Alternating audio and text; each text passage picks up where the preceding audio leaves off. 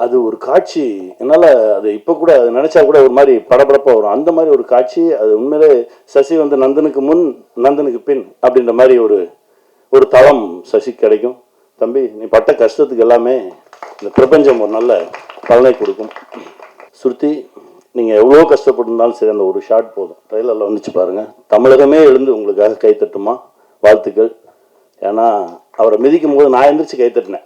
ஏன்னா அது தேவையான ஒரு இடம், அற்புதமான ஒரு ஒரு இடத்துல அமையணும் ஒரு சில விஷயங்கள், அது அமைஞ்சிருக்கு. இதை கொண்டு போய் ஜனங்ககிட்ட எப்படி வைக்க போகிறோம் அப்படின்ற ஒரு கேள்வி எனக்கு எப்பவுமே இருக்கும். ஒரு வருஷத்தில் ஒரு 52 வாரம் இருக்குது. இந்த 52 வாரத்தில் ஒரு 7-8 பெரிய படங்கள் வரும்போது நீ யாரும் வந்துடாதீங்கன்னு மறிச்சிருவாங்க. உங்களுக்கு தெரியும், அந்த பெரிய படம் வந்தால் 2 வாரத்துக்கு வேறு எந்த படமும் வரக்கூடாதுன்றவாங்க.